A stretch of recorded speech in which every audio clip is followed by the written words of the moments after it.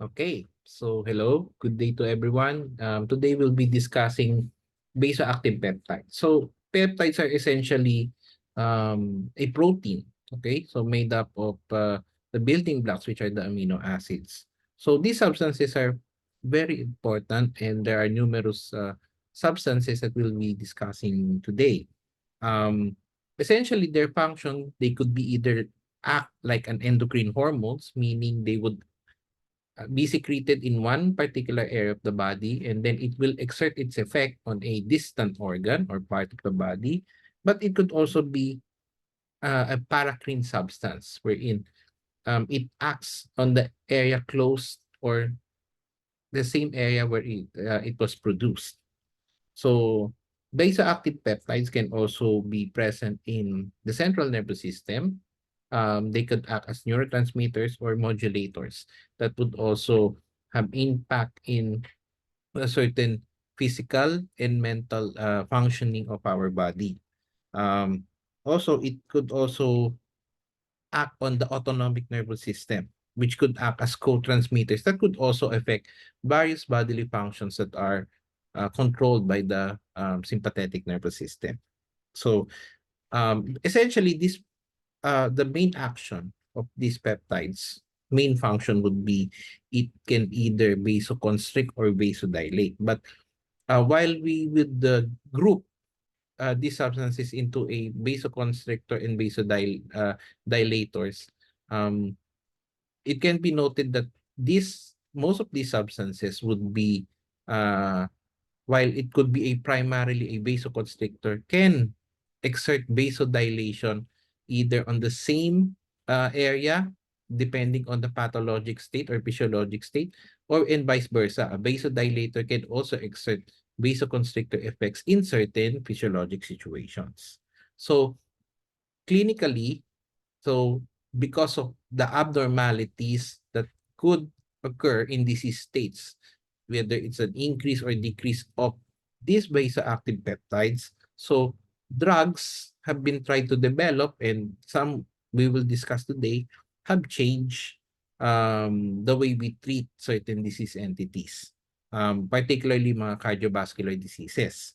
So these drugs can either alter the synthesis, it can alter the release of these vasoactive peptides, or even inhibit or promote the action of these vasoactive peptides. So we will go first with the primarily the vasoconstrictor peptides. The most famous of which would be the angiotensin. So we will be discussing the renin, angiotensin, aldosterone system.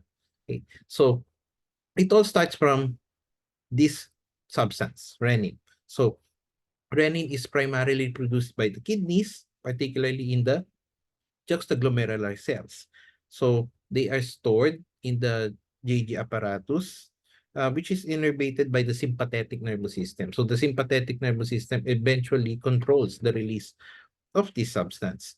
Renin comes from prorenin, which is usually produced and can be found in adrenals, ovaries, the testes, the placenta, and the retina as well. So there are certain physiologic states that would control the release of renin. The first one would be um, concentration of the sodium chloride in the body. So the higher the sodium chloride concentration in the blood or in the body, there is lower renin delivery. So there is not much demand or need for the release of renin in the body if there is a very high or even an adequate sodium chloride concentration in the body. Um, because there is an increased delivery of sodium and chloride dun sa sodium potassium 2 chloride co-transporter. So therefore, there's no trigger for, or there's no necessity for renin to be released in this type of situations. Second mechanism that could affect the release of renin would be in the baroreceptor reflex. So if there is increased stretch, okay, which would cause decrease in the calcium influx, that would also decrease the release of renin because of the the low influx of calcium that triggers usually the release of renin, as you can see here. So the release of the renin from those vesicles or those protogranules going to the dense core vesicles would require an influx of calcium inside the JG cell. And then the third one, as I mentioned earlier, the sympathetic nervous system. So an increased alpha adrenergic activity would trigger also release of renin, presumably also by increasing calcium influx within the cell. And then lastly would be, there is also a negative feedback system, sort of similar from the most hormones, wherein if there's an increase substance or a product of that pathway, it would negatively cause inhibition of the release or production of that substance. So in this case, renin, as we would go along later, or the process, the end product would be the angiotensin 2. And if there's an increase in angiotensin 2 levels in the body, that would be inhibitory for the synthesis and release of renin in the body. So as I mentioned there, so from renin, it is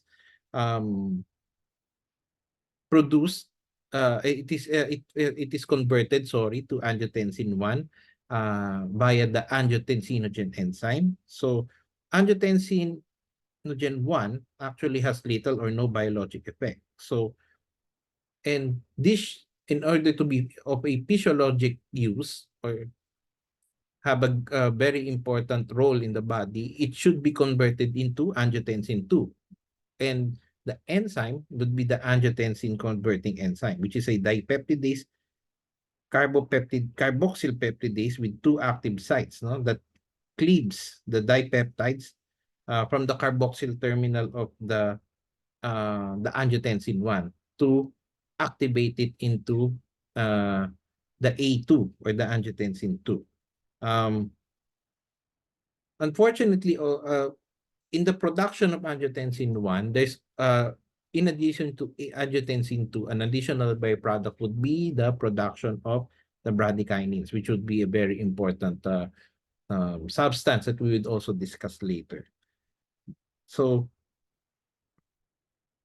angiotensin 2 is usually abundant in the vascular endothelial cells of the kidneys, lungs, and the heart.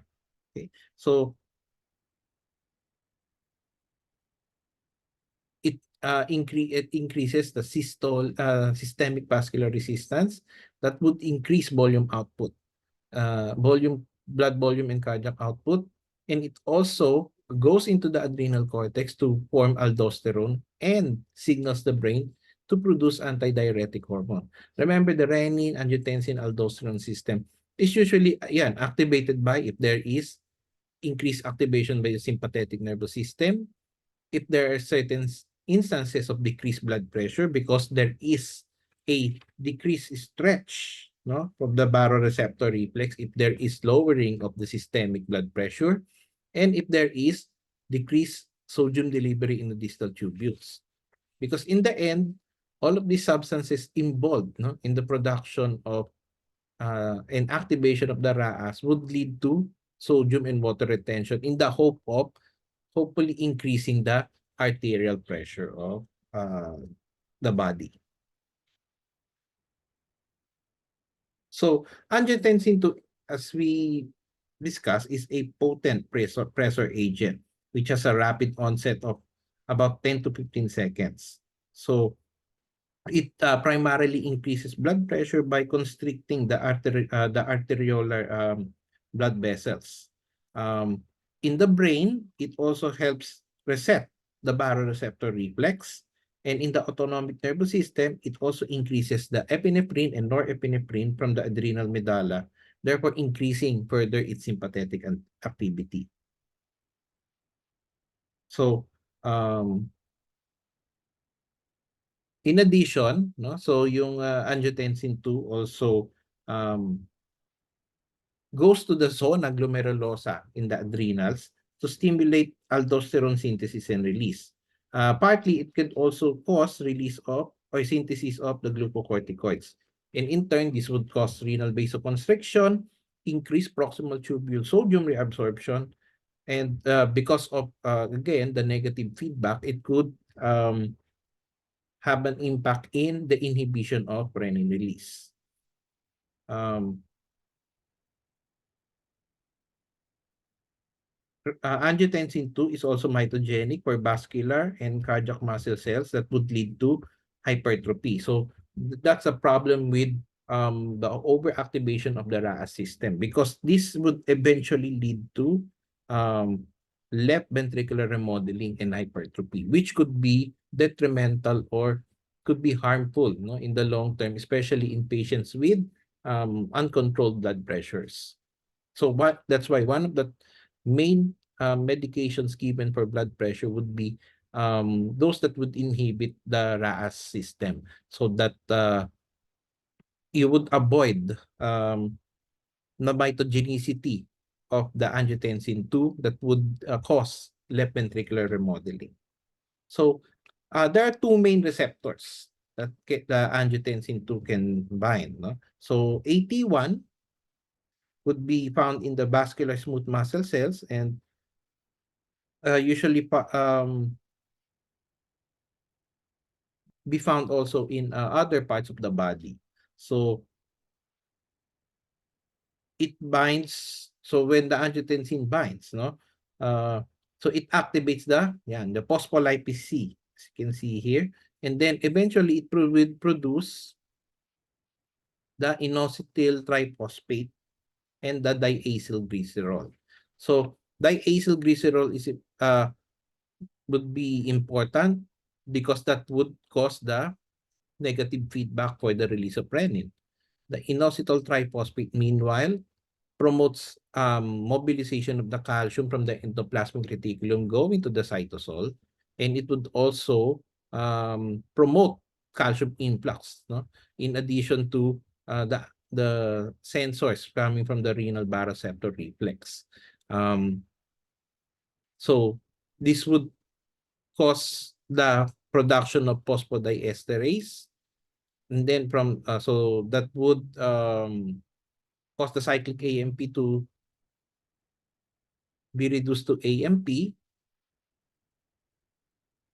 but in essence, the cyclic AMP also activates protein kinase A. So protein kinase A, meanwhile, would be an activator of renin release. So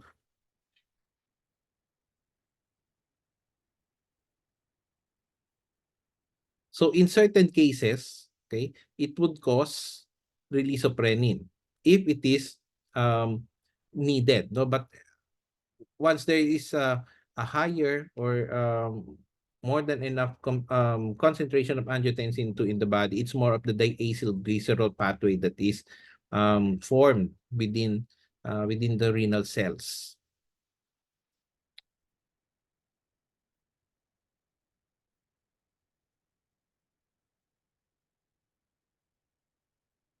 So renin, so there are also other substances that would be um, that can affect, no, the release of renin. So adrenomedulin, bradykinin, and calcitonin gene-related peptides are some of the vasoactive peptides that we will also discuss later. And then it's inhibited by atrial natriuretic peptide, endothelin, substance P, and vasopressin, which we'd also discuss later. No? And then meanwhile, there are also other drugs that could also affect renin. So it could be stimulated by either vasodilators such as hydralazine, minoxidil, and nitroprusside. Beta agonists can also stimulate renin release. The alpha blockers like the finasteride, tamsulosin, phosphodiesterase inhibitors such as theophylline and milrinone, diuretics and anesthetics are also some of the drugs that could be um, that could cause no increase in renin, plasma renin in the body. And then drugs that could inhibit renin release would be the beta blockers and aliskiren. Beta blockers would inhibit the release and the activity while the aliskiren only inhibits the activity of renin. So just to show again yung the process of the renin and aldosterone system. So there are two angiotensin converting enzymes. So the standard would be the ACE1, and then there's also another one would be ACE2, in which the angiotensinogen 1 is converted to angiotensin 1-9, and then the angiotensin 2 would be converted to ANG17. So it activates a different type of the receptor, the MAS receptor, which would be inhibitory in terms of hypertrophy. Cardiac, usually the cardiac muscles and other vascular smooth muscles uh,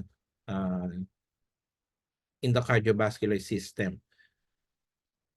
Angiotensin 2, as we mentioned, can bind on the AT1 or the AT2 receptors, but it has a opposing effects.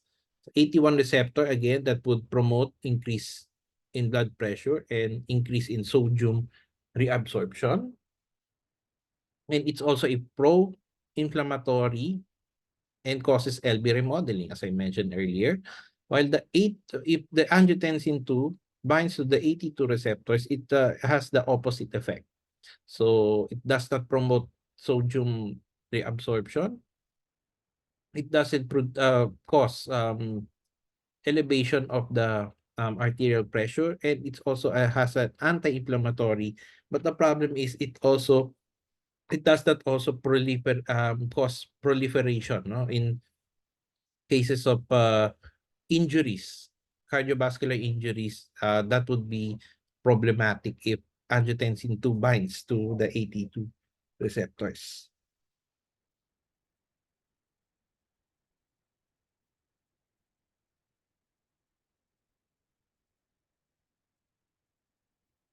Okay. So summarize here would be the effects, no, of angiotensin 2, particularly in the AT1 receptor. So again, it would promote sodium and water reabsorption. However, because it increases, no, it causes constriction in the glomerular, it increases glomerular pressure. That would cause decrease also in the glomerular filtration rate, and that could be detrimental and it could cause further worsening of the kidney function. That's why activation of RAAS or excessive activity of RAAS is also an important pathophysiologic mechanism in the progression of the chronic kidney disease. As I mentioned, in the adrenal gland, in the medulla, it increases the catecholamines, and in the cortex would increase production of the aldosterone, which also promotes sodium and water retention. In the vascular smooth muscles, again, it is a vasoconstrictor, but it also a proliferative factor,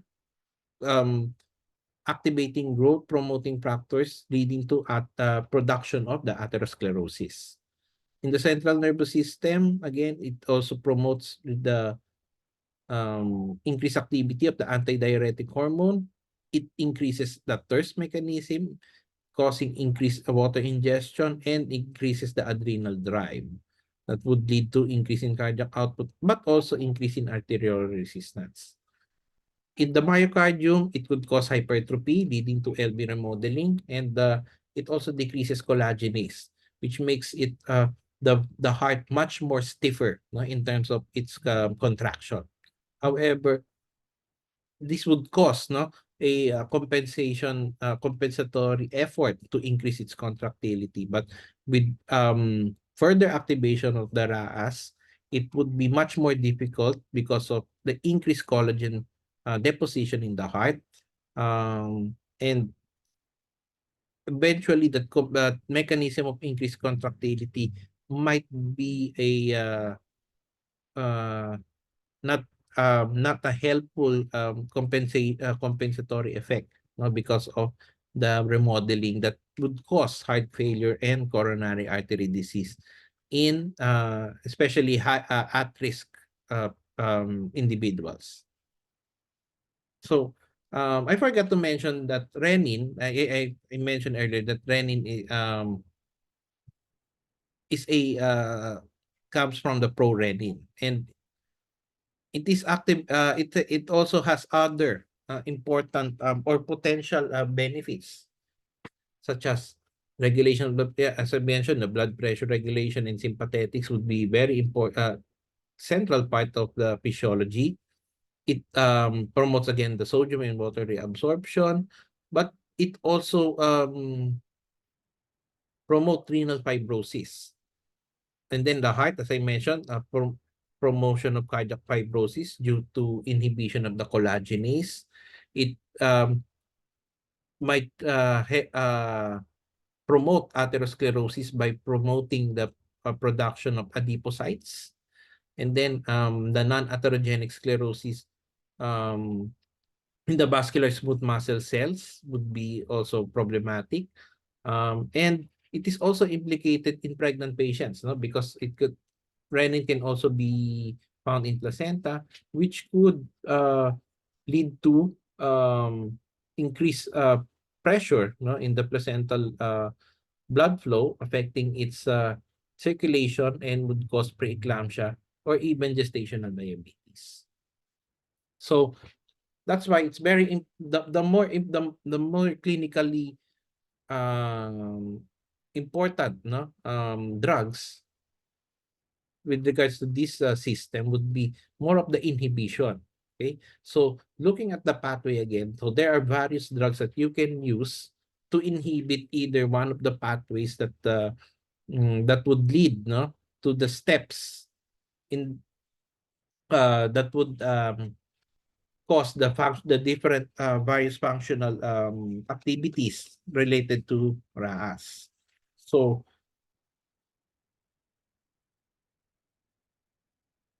the most popular would be yung mga ACE inhibitors, no, yung mga prils, no. So mga ACE, yung mga captopril, enalapril, lisinopril, fosinopril. So those are some of the example drugs that are available locally. So they would help, no, decrease in blood pressure. Although it doesn't have any effect in the heart rate, it also promotes natriuresis. So usually these drugs are given in cases of hypertension, heart failure, in patients with left ventricular dysfunction after myocardial infarction, and it also helps in delaying diabetic kidney disease. Because as I mentioned earlier, it also leads to decrease in activation of the RAS leads to decrease in the GFR. It inhibits the problem though is that while it inhibits the ACE inhibit the angiotensin converting enzyme, it does not inhibit the degradation of the other substances, so particularly the bradykinins. So because bradykinins has a vasodilatory effect, but that would lead to hypotension. And bradykinin can cause cough and angioedema. So that's why those are the common side effects of ACE inhibitors. Substance P and enkephalins would also be other vasoactive peptides that would be very important that might cause the adverse events related to RAAS. And then ARB, so yung mga angiotensin receptor antagonists, particularly target the avoids the binding of angiotensin 2 to the AT1 receptors. So the advantage of this one over the ACE inhibitor is that it does not inhibit the degradation of the other substances that I mentioned earlier. So the adverse events related to ACE inhibition is not common or even rare in patients taking ARBs. It also clinically indicated in hypertension, other cardiovascular diseases, coronary artery disease, and also was found out to also slow down, no, chronic kidney disease progression, particularly CKD secondary to diabetes. And then there are also aldosterone receptor antagonists, so such as spironolactone, that would avoid binding of the aldosterone to the target cells. So that would also help, no? Especially in patients with edema, no? In cases of heart failure, in patients with ascites secondary to liver cirrhosis, because those are um, mechanisms, no? Pathophysiologic mechanisms that are related to the retention of excessive water and sodium in the body in those types of diseases uh, among individuals. Beta blockers, as I mentioned earlier, it inhibits, no, 'di ba, the renin release as well. So beta blockers can be used, but um, it won't have other beneficial effects on with regards to the LV remodeling, the prevention of proteinuria, and the avoidance of sodium and water retention. Um, its advantage compared to an ACE inhibitor though is that it would decrease heart rate. And then there's also the direct renin inhibitors. The aliskiren would be the drug that is known here, but it's been withdrawn in the market due to adverse events. But it was a good potent drug also for blood pressure control, especially um, those who are with severe hypertension that is resistant, no, to 2 or 3 different drug classes. Okay. While it would be ideally or theoretically, you can combine two of these medications in order to have a additive or synergistic effect of inhibiting RAAS. Clinical studies have proven otherwise. It causes increase of adverse events, particularly lowering of the glomerular filtration rate and um, increased incidence of hyperkalemia. Because that's one of the potential effects also of these drugs, no, that would act on the renin-angiotensin system. Okay, so one of the substances, no, that would be stimulated, no, by the RAAS would be vasopressin. So vasopressin, yan, like, ayan, as I mentioned yun, yung angiotensin 2. But also sympathetic stimulation, hyperosmolarity, and then the decreased atrial receptor firing would also stimulate the hypothalamus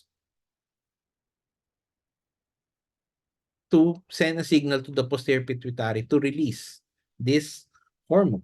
Okay, so there are two receptors in V1 that's usually found in the blood vessels.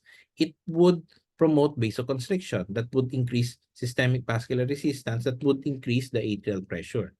V2 is found in the kidneys, so it would also promote fluid reabsorption, just like the um, renin-angiotensin system, that would increase blood volume, and in the end, it would also contribute to increased arterial pressure. So there are three main types of receptors: the B1A receptor, the B1B receptor, and the V2 receptor. Okay, so as you can see here, so they're almost structurally similar. It has a alpha and beta subunit, and it has a G protein mechanism. The only difference is there are other substances that is involved, particularly in sa B1 would be yung activation of the diacylglycerol by the phospholipase C beta that would cleave, no, the G protein from the alpha and beta subunit. That would lead to also the production of the inositol triphosphate that would promote the efflux, no, of the calcium and ion out of the cell, which would now depends, no, kung B1A receptor yan, that would lead to a vasoconstricting effect. If it is B1, it would stimulate the release of the adrenocorticotropic hormone. The V2R meanwhile which is more abundant in the kidneys, okay, would again be split, but this time by a different mechanism. The G protein binds in the AC receptor, which would promote the production of the cyclic AMP and then the protein kinase A, which would promote now the mobilization of the aquaporins or water channels that would allow influx now of water intracellularly. So it has an vasopressin would now have an antidiuretic effect. It avoids excessive water excretion by the kidneys. Okay? So it conserves water, no? In certain states that would require water retention. So again, yan. So summary again. So B1A usually in the vascular smooth muscles, platelet, liver, and the brainstem. That would promote vasoconstriction, platelet aggregation, and glycogenolysis. B1B, meanwhile, is usually found in the anterior pituitary gland on hypothalamus. It is involved in mood and modulation of the adrenocorticotropic hormone synthesis and release. And the B2 would be for water retention and also for stimulating insulin synthesis because B2 receptors are also found in the pancreas. So again, there are different endogenous substances that would stimulate or inhibit vasopressin production and release. And then there are also other drugs that would either stimulate or inhibit. No? So alcohol inhibits vasopressin release. Okay? That's why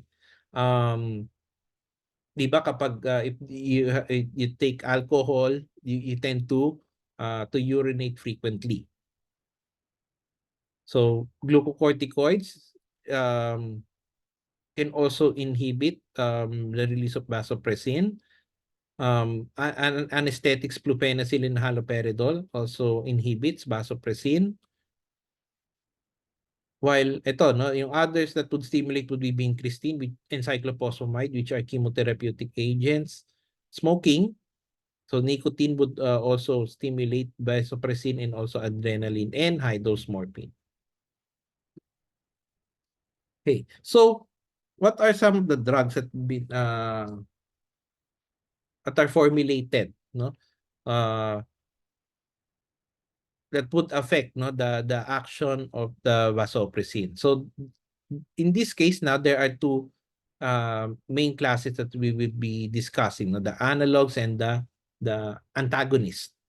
So in terms of the analogs, there are the natural peptides, meaning these are also found, not just in humans but also was discovered also in animals. So in humans, definitely again the vasopressin or the arginine vasopressin. So this is the amino acid sequence. So it has an antidiuretic effect. It increases blood pressure in septic shock and it maintains cardiovascular homeostasis.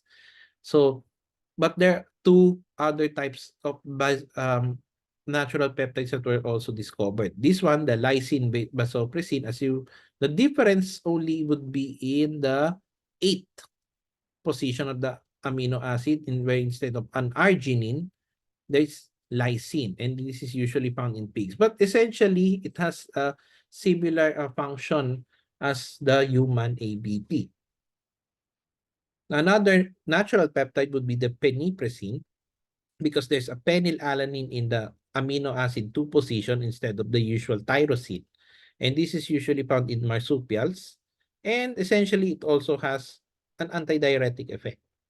So the only difference is one amino acid from these various types of vasopressin analogs. So these are found in the animal, in mostly in mammals, because usually mga land animals that would need conservation of water, since they are in a terrestrial habitat, which is prone to excessive water loss. And then there are also the synthetic peptides now. So these are, as stated, these are artificially produced medications. So the first one would be ito, yung the desmopressin or DDBAP. So as you can see here, again, there's yung difference lang would be that amino acid sequence, no? The arginine.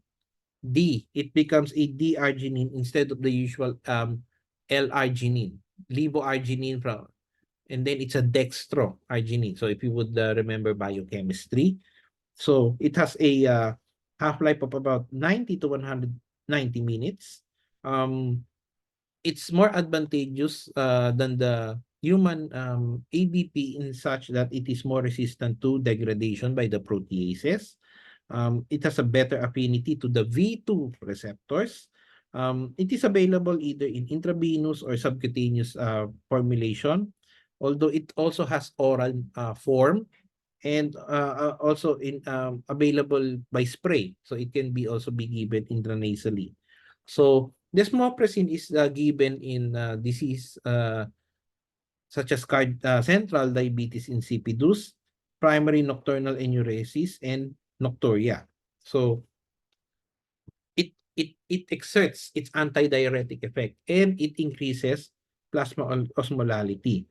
Although in higher doses, it also found to be effective in hematologic diseases such as hemophilia A and in von Willebrand disease because it increases the von Willebrand factor.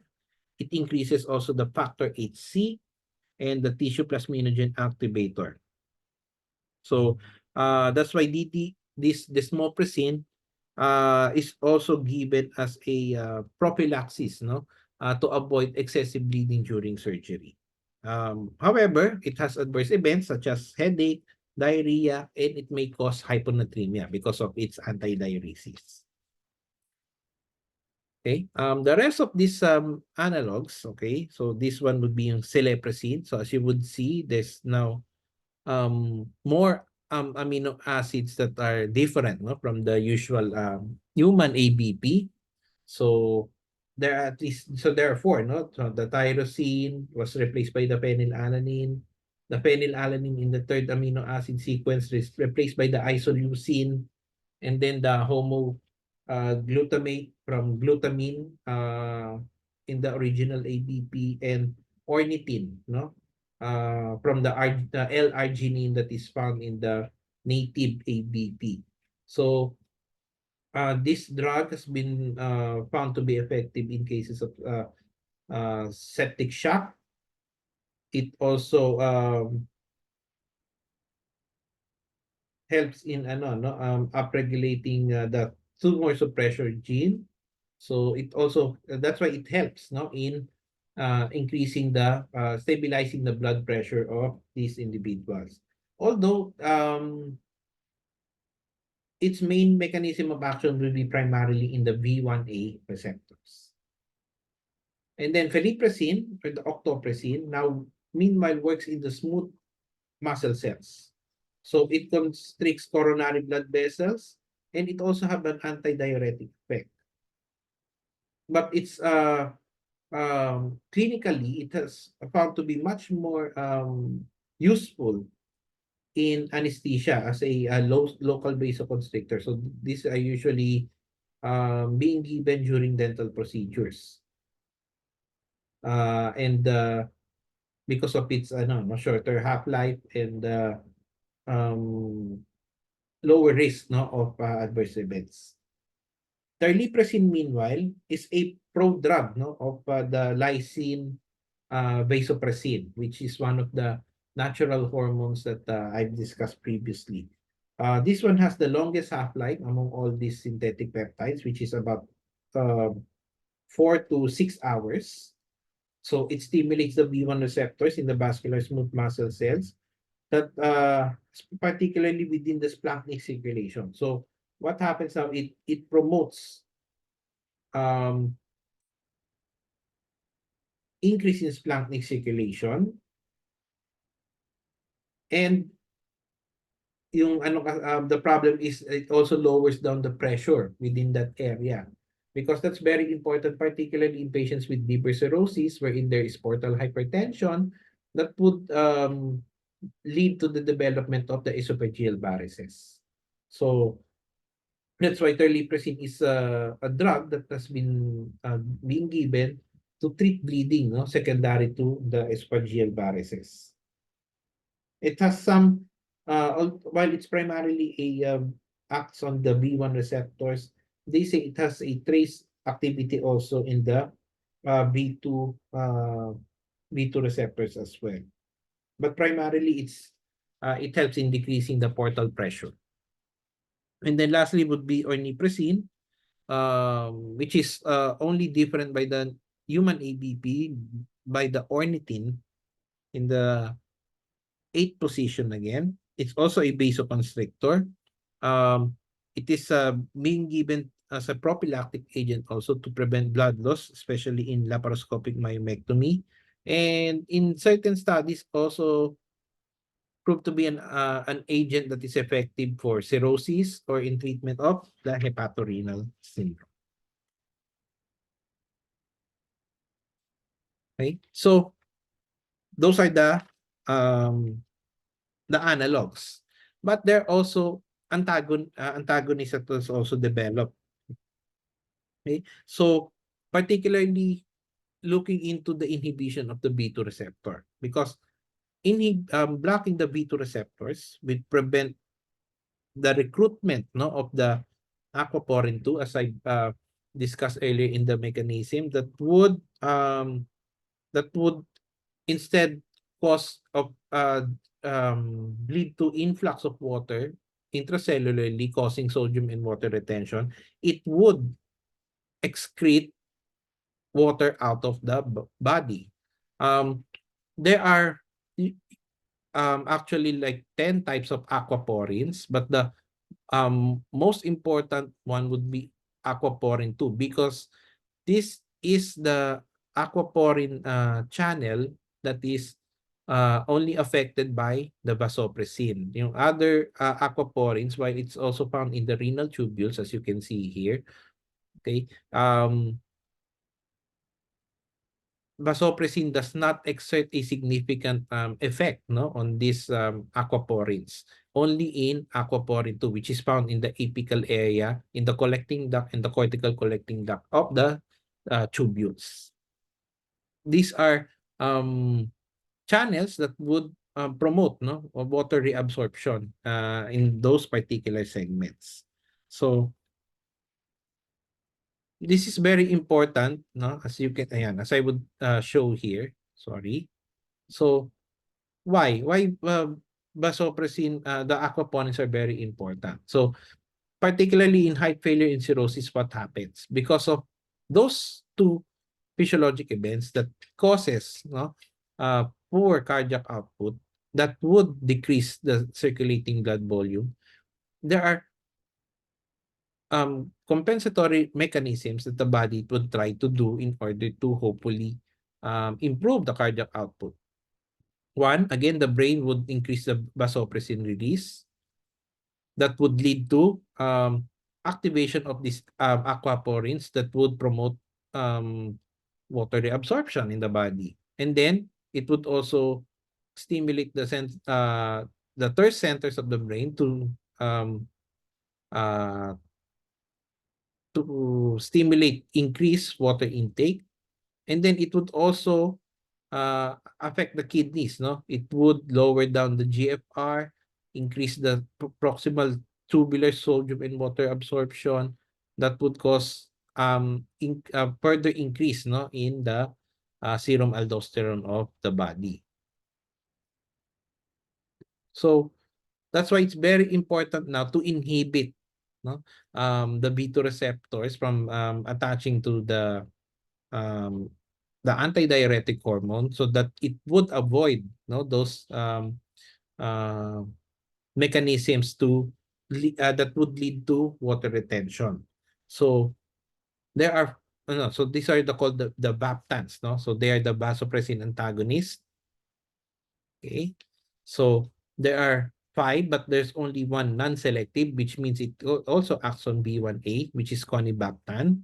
And then the other 4 would be selective, meaning it only binds or causes competitive inhibition in the B2 receptors. So The most popular of this one would be tolvaptan, because tolvaptan has the most studies, particularly in heart failure, liver cirrhosis, and even in polycystic kidney disease. It has a relatively short half-life, 6 to 8 hours, but this can be given once or twice a day for individuals with those diseases that I mentioned. Conibaptan, again, a non-selective baptan, is the only is the only drug here that can be given parenterally through IV means. And yung mozabaptan, meanwhile, is only available in Japan, also given in patients with heart failure. Yung lixibaptan, meanwhile, is also B2 selective. It's being orally given. It has a much longer half-life than the tolvaptan. And then satabaptan, sorry, has the longest half-life, would be 14 to 17 hours. It's also available in tablet form. So these medications primarily, due to its inhibition of the binding of the ADH from the V2 receptors, it causes, or it inhibits, the water reabsorption. That's why there is increased excretion of water from the body without a concomitant uh, excretion of the other solutes. So that's why it's not proper to call it a diuretic, but rather an aquaretic, because it has a higher free water excretion, meaning a solute-free excretion from in the urine as compared to a diuretic. That's why in diuresis, you would expect also hypokalemia, because potassium also is being dragged down, with the inhibition or in the excretion of water to the tubules going to the urine. Since it doesn't have any solutes, it doesn't also affect the serum osmolality. It does not affect the renal blood flow, and also does not cause deterioration of the kidney function, meaning it does not lower the glomerular filtration rate. Again, because of the diuretics, usually the compensatory mechanism there is the activation of the sympathetic nervous system. And this would be advantageous for the use of the aquaretics, since you don't promote the activation of the SNS, that would lead to the activation of the RAAS. And again, as I would state earlier, since there is decrease in the glomerular filtration rate, that would lower down the function of the kidneys, while diuretics may cause a transient increase in the BUN and serum creatinine, aquaretics does not cause acute kidney injury or kidney dysfunction in the body.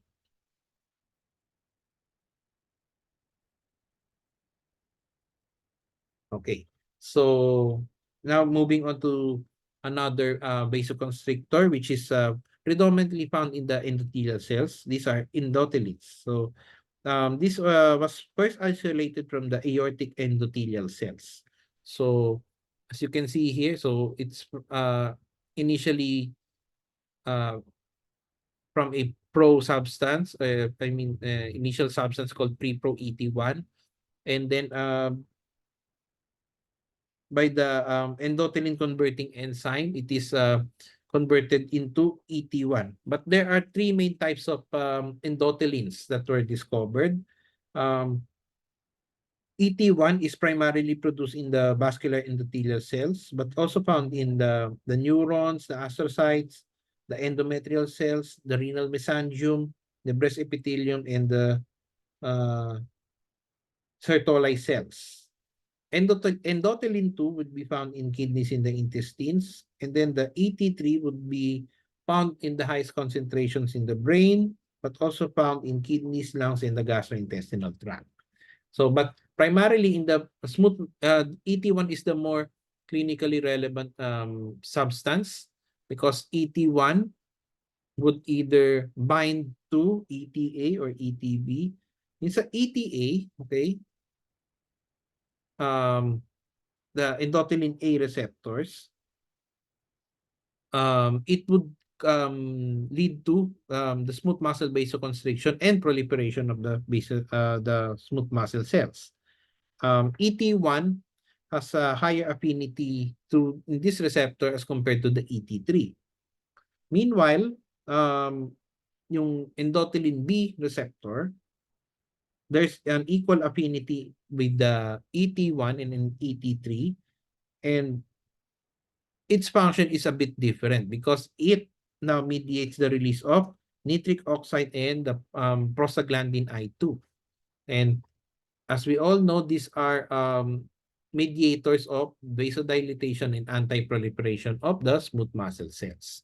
So actually, there's a balance of um, the the activity of the the endothelins depending on what's the predominant receptor that's activated, and this is triggered by certain physiologic situations, no, that would make one function predominate in a particular time period over the other.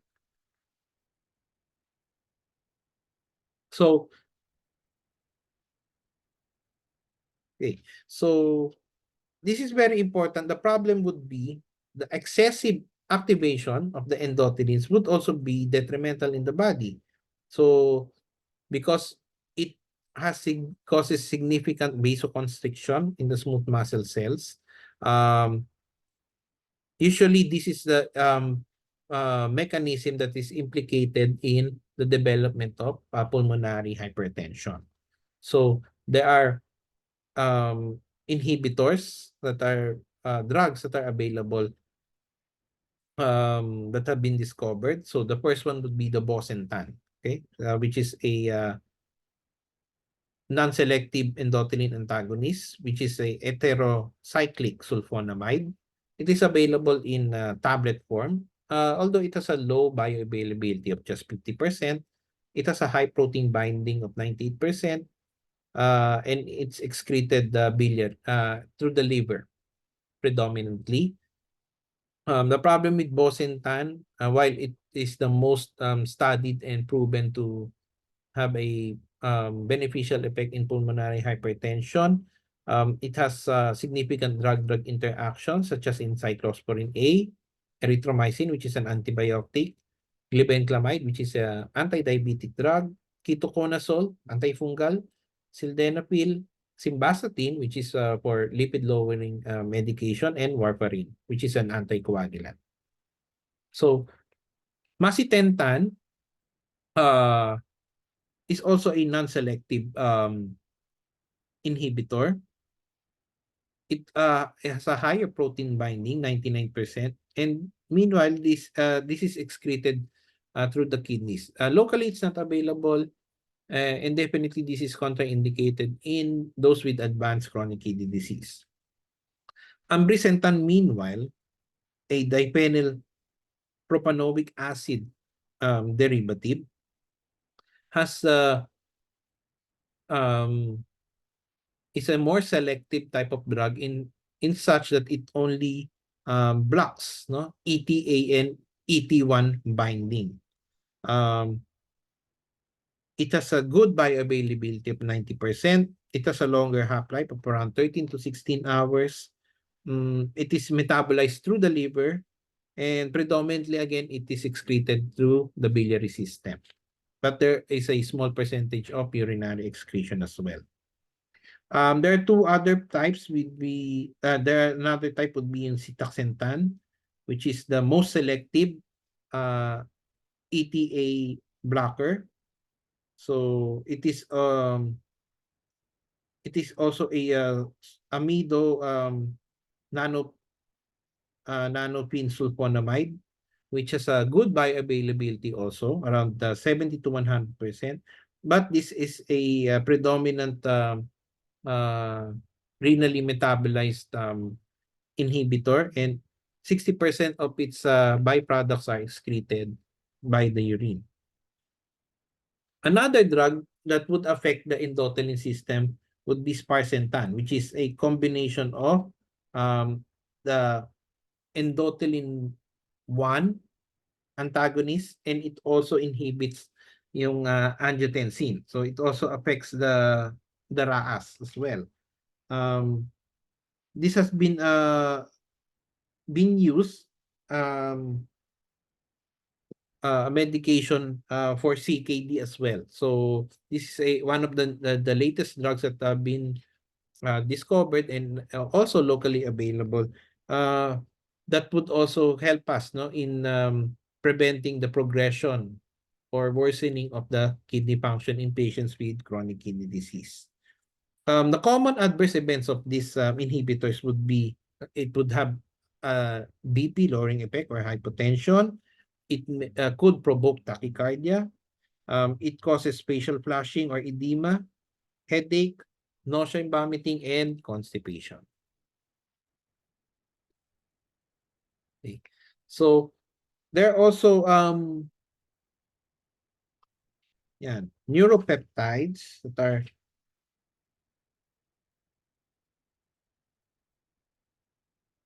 before we go to the neuropeptides, another one would be a daglutryl. Okay, so this is a endothelin converting enzyme and a neprilysin inhibitor. So this is another class of drug with another combo mechanism of action. It blocks the conversion of endothelin 1 and prevents the breakdown of natriuretic peptides.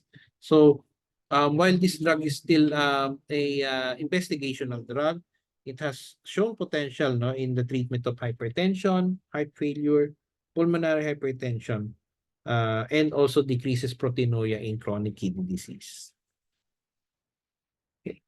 So, yan. So, neuropeptide, particularly neuropeptide Y, is a multi-ligand, multi-receptor system, which have three main types of polypeptides, no, that binds and acts in four different types of receptors. So these peptides are the pancreatic polypeptide, the peptic YY, and the neuropeptide Y. So the pancreatic polypeptide and the peptide YY are neurologic hormones, while the neuropeptide Y would be a neurotransmitter. Yung pancreatic polypeptide can also be found in the islets of Langerhans in the pancreas that would affect, no, insulin secretion. This is also found in the brainstem. So primarily its function would be suppression of appetite. It also inhibits gastric emptying and increased energy expenditure.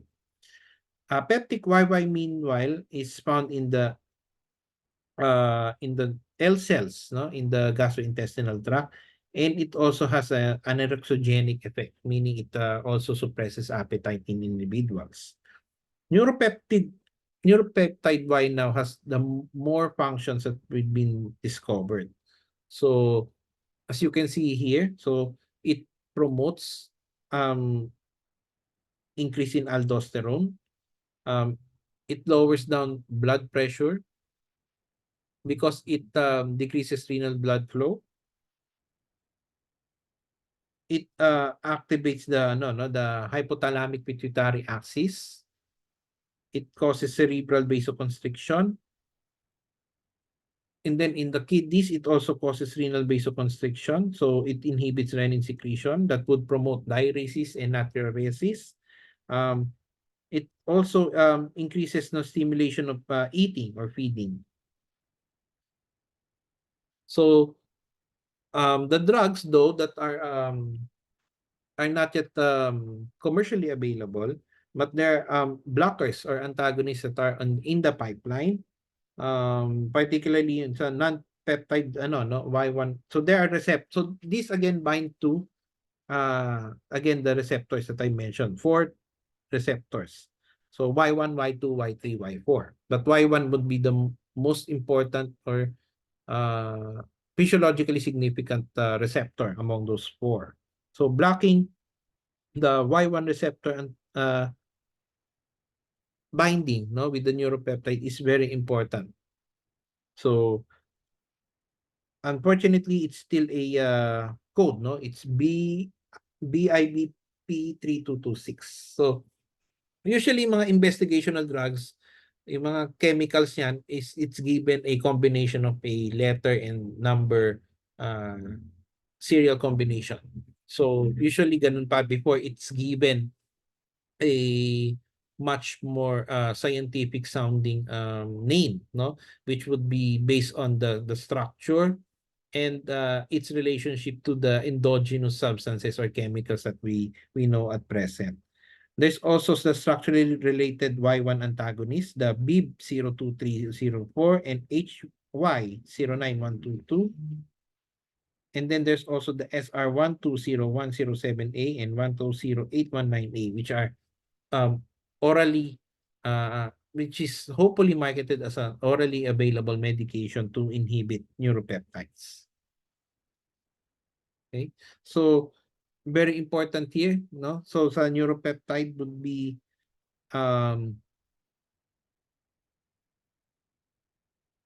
or neuropeptides. No, sorry. We're talking now this time about the kinins. I'm sorry for the heading. So this is a different heading. These are now the vasodilators of predominantly the vasodilator peptides. So the first one would be ito, yung mga kinins, no? Which are formed by the enzymes called kallikreins, which are acting on the the kininogen. So there are two types of kininogens, the high molecular weight and the low molecular weight. So these are usually found in the plasma, lymph, and in the interstitial fluid. As I mentioned, so they're enzymes, no? The kallikreins, it's usually found in the kidneys, the intestines, the sweat, and the salivary glands, and the pancreas as well.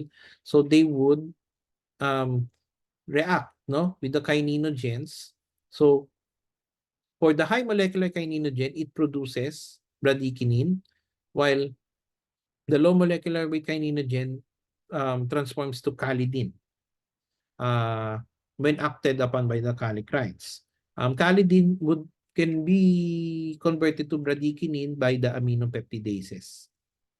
And then these kininases would degrade both of these byproducts, leading to its inactive fragment. So bradykinin would be a very a central substance that I've already discussed previously because of its effect in the other vasoactive peptides, but it also has other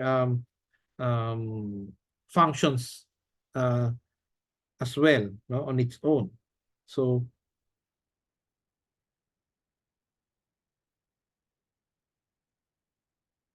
yung bradykinin, it primarily causes arteriolar dilatation in the heart, the smooth muscles, the kidney, the liver, and the intestines. While it may cause hypotension, this is a rapid but a immediately reversible effect because of it would eventually cause increase in heart rate, increase in myocardial contractility, and increase in cardiac output due to the reflex activity of the sympathetic nervous system. It also modulates the tone of the salivary and the pancreatic ducts. It regulates the GI motility. It also helps regulate in the transepithelial transport of water, electrolytes, glucose, and amino acids. However, it also has deleterious effects because bradykinin is an inflammatory mediator. So it causes an inflammatory response in the body. So a very significant disease related to bradykinins would be the hereditary angioedema, wherein there is a dysfunction of the C1 esterase inhibitor. So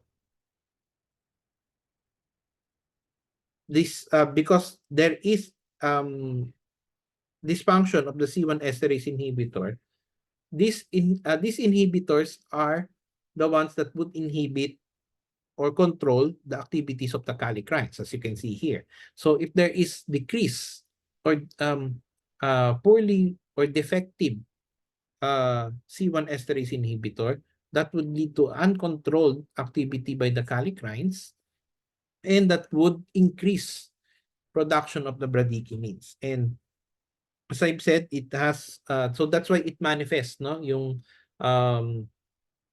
inflammatory. So there's swelling, there's redness, there's warmth. So the cardinal manifestations of inflammation in hereditary angioedema would be seen. So overactivation of the kinin system, particularly increase in bradykinin, has also shown to be associated in septic shock, acute lung injury, okay, and other critical cases. So there are two main receptors for the bradykinin. It's B1 and B2. So the more important would be B2, since this is more more commonly found, no, within widespread distribution in the body. So blocking, no, the binding of bradykinin from the B2 has been a therapeutic target that's been trying to develop, no, but for now it's not yet really that commercially available. Okay, so there was initially mga first gen antagonist, no, but the problem is its half-life is too short. That would exert a good important effect. In terms of bioavailability, it has a very low bioavailability, okay? And it has no activity in the B2, which was the more important receptor to be inhibited rather than the B1 receptor. So eventually they've developed the second generation, and the front runner would be this drug called icatibant, okay? So which is a highly selective B2 antagonist, which is being given subcutaneous for hereditary angioedema. So it's also given in hyperactive airway diseases, okay? And also in patients with liver disease that would present with ascites or excessive fluid in the peritoneal cavity. They're also in line the third generation, but as I these are again serial letters and numbers that still in the pipeline for development or future clinical trials. And then, okay, so in addition to inhibiting the binding of the kinins to the receptors, inhibition of the enzyme itself, and the kallikreins have been also trying to be targeted. So there are some drugs like such as aprotinin, Cinrezi, and Berinert. The last two would be yung mga C1 inhibitors. So these are structurally similar to the C1 esterase inhibitor that I mentioned earlier. And those two drugs that I mentioned are for now investigated as a prophylaxis or treatment for angioedema. And then lanadelumab, which is an antibody that inhibits the kallikreins. And then the donidalortan, which is a antisense oligonucleotide that inhibits also the prekallikreins, which is a precursor for kallikreins. So primarily these drugs, no, its main effect would be prevention, no, or inactivation or prevention of formation of the active kallikreins in the body that would mediate, no, the formation of the bradykinins primarily. So the second type of vasodilators would be yan, yung mga natriuretic peptides. So there are three main types: the atrial ANP natriuretic peptide, the B brain natriuretic peptide, and the C type natriuretic peptide. So they share a 17 amino acid disulfide sequence with a varying the carbon and the nitrogen terminus, no? So doon lang sila nagkakaroon ng difference, no, on their both ends of their amino acid chain structure. Atrial natriuretic peptide is primarily found in the cardiac atrial cells and in the ventricular myocardium. So this substance would promote also sodium excretion and increase urine flow or natriuresis by increasing the glomerular filtration rate and lowering down sodium reabsorption from the proximal tubules. So it also that's why it exerts a vasodilatory activity. It lowers down arterial blood pressure, and it also modulates the baroreceptors in the heart. Brain natriuretic peptide, meanwhile, is primarily found in the ventricles. So, and this is usually the one that's implicated in heart failure because increase in BNP was said to be a compensatory mechanism in case of um, a decreased contractility of the heart. That's why BNP levels is said to be correlated with increased severity. So the higher the BNP levels, the more severe the heart failure that the individual has. And then the C type would be found primarily in the endothelial cells, but also found in the brain, heart, kidneys, and the intestines. It has a lower natriuretic and diuretic effect as compared to the ANP and BNP, but it has a more potent vasodilatory effect as compared to the two. So these are very important. It has been a very important substance to look at, particularly in cardiovascular diseases. So it has three main receptors. It could bind to the three receptors. So as you can see here, so yung may NPRA and NPRB. Those two receptors have both a guanylyl cyclase, as you can see here, that would convert yung guanine triphosphate to cGMP, sa cyclic GMP, and that would activate various protein kinases, phosphodiesterases, and ion channels that would exert its physiologic effect. Yung CNP, meanwhile, would have just still a very unclear mechanism, but they would say there is receptor recycling here and promotion of endocytosis that would help exert its physiologic mechanisms. Yung ANP can bind in NPRA and NPRC. BNP, unfortunately, doesn't bind to NPRB, but also to A and C. And then the CNP would bind to NPRC and NPRB. So there's some peculiarities. But in terms of in let's say in NPRA, it's ANP that is has the highest affinity. While in the BNP, it's the C-type natriuretic peptide which has the highest affinity. While in CNP, both atrial natriuretic peptide and the C-type has equal affinity compared to the brain natriuretic peptide in this receptor.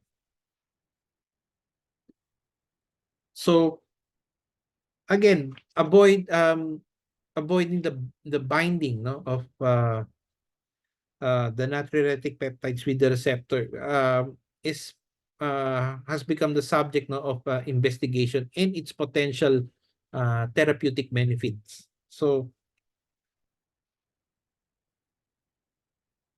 these are some of the drugs that are again in the pipeline. These drugs are not yet locally available.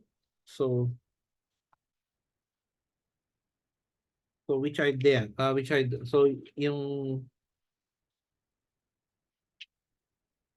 So what are these substances? So the first one will be sampatrelat.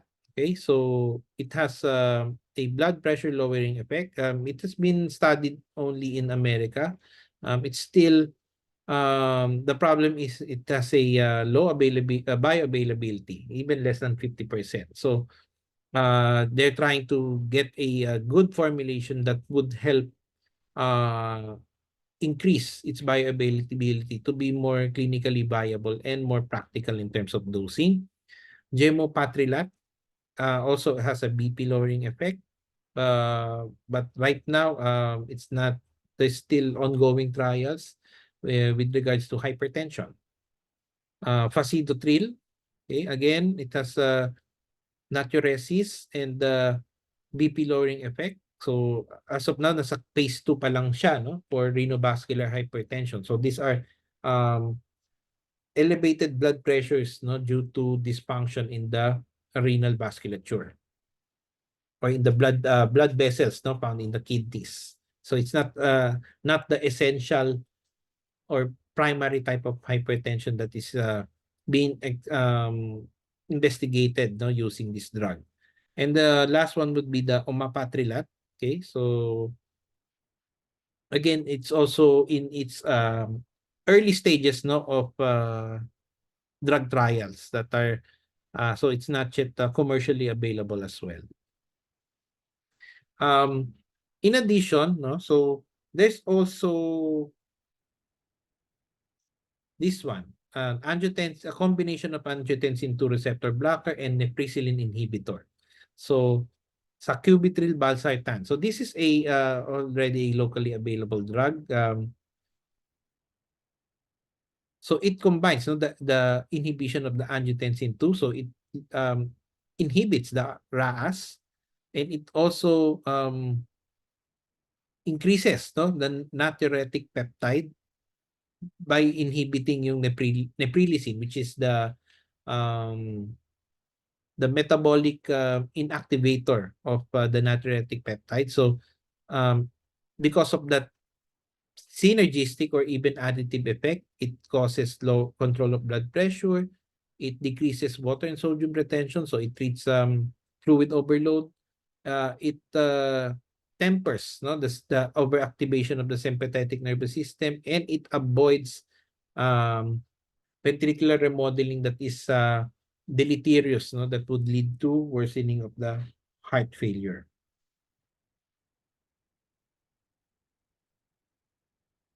So yeah, so how about ito, yung mga vasoactive intestinal peptides?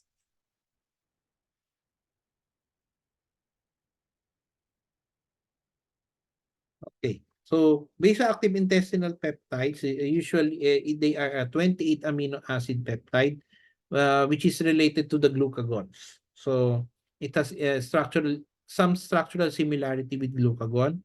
It is predominantly found in the central nervous system and autonomics. It is involved in the immune system regulation. So it's also found in the immune system, okay, and also in the blood vessels. So its primary effect, no, so when it binds in the receptor, so there are two main types of receptors, the BPAC1 and the BPAC2. So BPAC2 is the more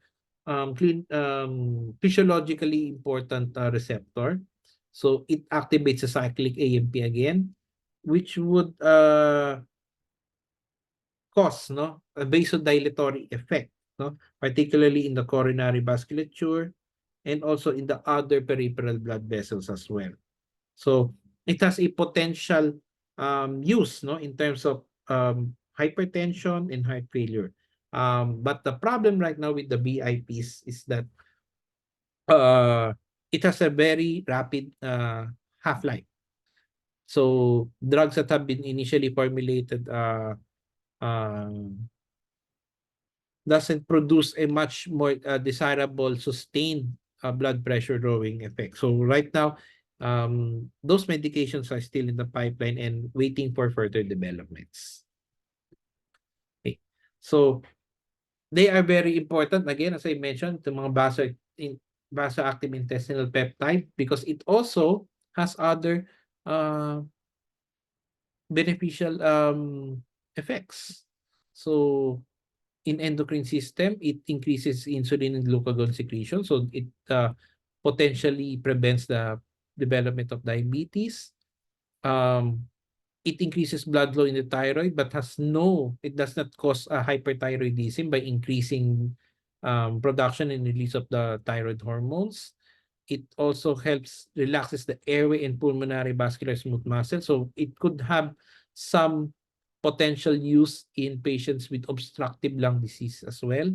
For the digestive system, it increases the secretion and inhibits the absorption of intestinal luminal fluid, and relaxes smooth muscle and mediates distension-induced reflexes. So it would also help potentially resolve mga dyspeptic symptoms that and avoids also pancreatitis by releasing pancreatic enzymes. That would also help in aiding digestion in the gastrointestinal tract.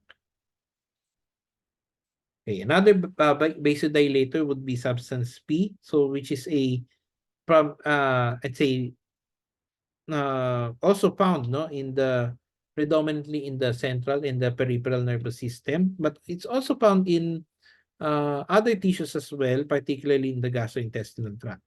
Usually, substance P is released in times of stress, anxiety, pain, and nociception. So as you will see here, kunwari, there's an injury, okay?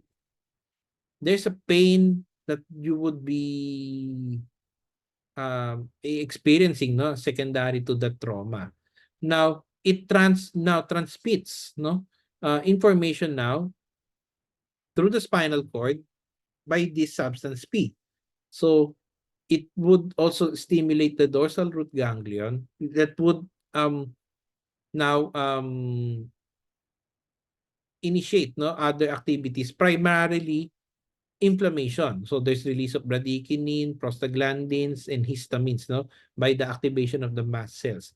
But also, substance P also promotes vasodilatation, because, like, for example, there's a wound in that particular area, you would need increased blood flow in that area so that you would facilitate the migration of the platelets and other blood cells that would help regenerate or seal off any open lesions that would be inflicted due to trauma or other various causes. It has three substance P can bind to found to be bound to 3 NK receptors, but NK1 would be the much more preferred subtype of receptor.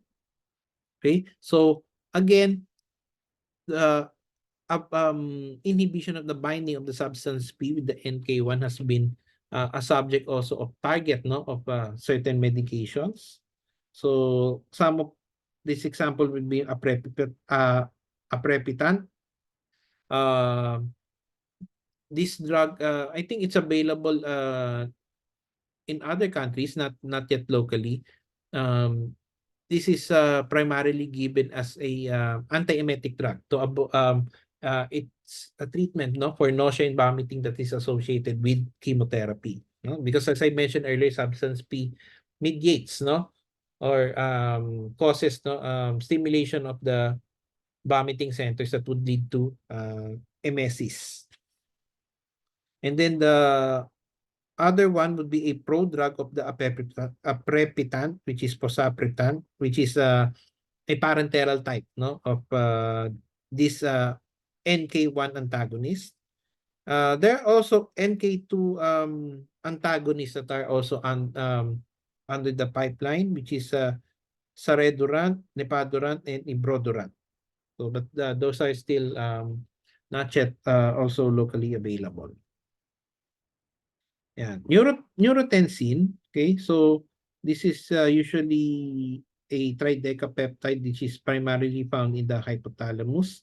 But it also can be found in the gastrointestinal tract.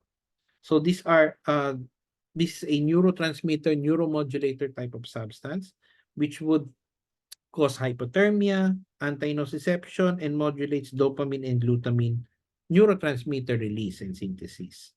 So it exerts its effect on the atrial and the ventricular muscle cells that would cause increase in heart rate, vasodilation, and lowering of blood pressure. It also increases vascular permeability, increase in the release of the pituitary hormones, um, and it also inhibits no gastric secretion. So there are 3 receptors that were found to bind. The neurotensin can bind, but it has the highest affinity to NTSR1.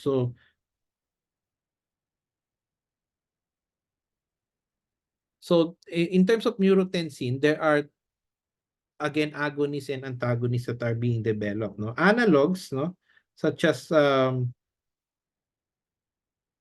NT69L and NT79, which are investigational drugs that are being tried to be given as a treatment for schizophrenia and Parkinson's disease, because they found out that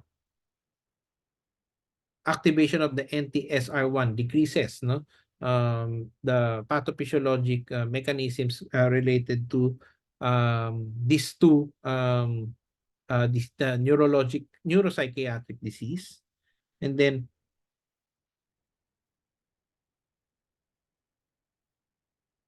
the limitation though of these analogs is that they are unable to cross the blood-brain barrier. So that's a challenge of this substance. That's why its development has been hampered, no, and has been slowed down by the limitation of the capacity of this medication.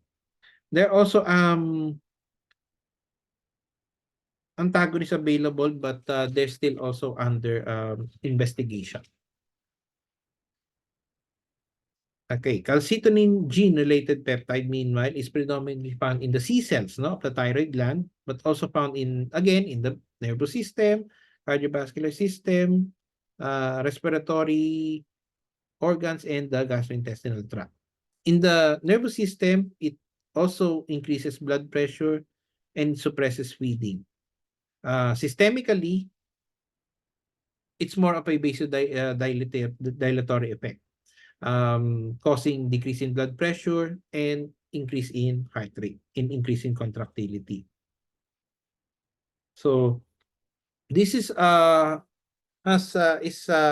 now an important agent that is implicated in migraine, because they've found out that the levels of calcitonin G-related peptide is elevated in patients with migraine. So, and they found out that yung mga selective serotonin agonists, by lowering down the CGRP levels, also help relieve or resolve the headache or symptoms that is secondary to migraine. And that's part of the pathophysiologic theories, no, about migraine, which is the increased blood flow because of the vasodilatory effect of CGRPs. So, yung mga gepant, no, that are being given or being being developed. So merong mga first generation, ano, the Olsegepant and then the Telsagepant. Right now yung mga under investigation would be yung the Berokepant, Rimegepant, and the Atogepant. Okay? So yung the Berokepant and the Rimegepant would be investigated for treatment, while yung Atogepant is being developed as a prophylactic medication for migraine. Okay? And then there is a particular drug, Vasegepant. This is being developed as an intranasal type of medication, but it's still under investigation also as well. And then there's also monoclonal antibodies that would also try to target, no, CGRP, particularly yung Erenumab, okay, and which attacks, no, the receptors. And then there's the Eptinezumab, Tremanezumab, and the Galcinumab, which would directly attack now the substance itself, the CGRP. Okay, adrenomedulin. Okay, now this is found in, as you would know, it's in the adrenal cells. So it has a 52 amino acid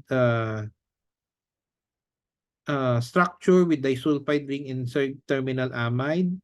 Okay, so this is related to the calcitonin family. So it has been implicated, no, in septic shock, because they say that this increases, no, when in the presence of septic shock, because of the release of the inflammatory mediators, no, associated with sepsis. So removal or inactivation of adrenomedulin can be uh, a hypothesized therapeutic target, no, for septic shock. And adrecizumab, tama ba? Adrecizumab, yeah, is an again an antibody that would act on adrenomedulin. Okay, it inhibits the signaling of the adrenomedulin by translocating them into the from the interstitium going to the blood. So therefore, um, it goes ano no, it goes intravascularly instead of going to the interstitium. That's now the adrenomedulin now can exert its effect now on the vascular smooth muscle cell, which is um, vasodilation that would help increase blood flow and eventually would increase the systemic pressure. Okay, and that would also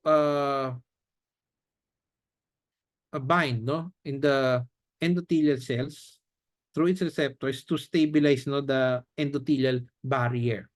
So that would avoid yung leakage of fluid, no, intravascularly going to the interstitium area. And then finally would be, okay, I actually two more would be this one, relaxin. This is a structurally almost similar to insulin. So it has three subtypes, no? But the more important one would be the REX2. So REX2 is primarily found, initially found in pregnant individuals, no, to promote vasodilatation and increase cardiac output as part of the physiologic changes brought about by pregnancy. But it's also found in the brain, heart, kidneys, lungs, um, that might be that's also implicated in increased levels that would lead to pulmonary hypertension, heart failure, atrial fibrillation, and proteinuria. So inhibition now again of relaxin would be very important in these diseases. So serelaxin, it is an analog that would um, decrease, no, synthesis of the collagen that would lead to vasodilatation. It lessens the fibrosis in the smooth muscle cells, and eventually it would be beneficial in promoting blood vessel remodeling. Okay, that would be improve the blood flow uh, in the heart or in the other vital organs of the body. And then the last one would be yan, yung urocontin, which there are three main types available. Um, they are implicated in anxiety, depression, and other psychiatric diseases. Yung UCN2, in addition, also said to have function in control the gastric emptying. UCN3, meanwhile, involves in the control of food intake. UCN2 is also found in the it also exerts effect in the cardiovascular system by increasing heart rate, cardiac output, lowering down the peripheral vascular resistance, and it also modulates the action of angiotensin 2, the endothelin, and the other beta-active peptides. So there are three main, again, receptors Okay? Yung UCN1, UCN2 and 3. So yung UCN1 would be more on the ano no CRF2. I mean sorry. There are two main receptors lang pala. The CRF type 1 and the type 2. So yung urocortin 1 is that's the only one affinity with the CRF receptor type 1. Whereas yung CRF type 2 has affinity to all three types of urocortin. But it's more predominant on the urocortin 2 and urocortin 3. And these are found in the brain and the peripheral organs of the body. However, urocortin 2 would be the more important type in this class, as I mentioned earlier. In addition to its cardiovascular effect, it's also implicated no as a compensatory mechanism, which is not help what's this one, not enough compensatory mechanism in cases of heart failure and pulmonary hypertension. So again, there are drugs that are hopefully that being targeted here that would help stimulate no the production of urocortin 2 and even urocortin 3 in hopefully more exerting a better cardiovascular effect of the hemodynamic system to treat no various cardiovascular conditions. So in summary, so these are some of the basic active peptides available. There's there are the more common drugs. Of course, the drugs that act on the RAAS would be a very important one. The natriuretic peptides is very important, especially in the heart failure. And hopefully, the other drugs that are being developed would be available soon. And hopefully, they would be efficacious. It would have lower chances of adverse events and eventually it hopefully it would be affordable no, especially uh among patients with significant cardiovascular diseases. So with that, thank you for listening, and um I'll be entertaining questions in the class. Again, good day.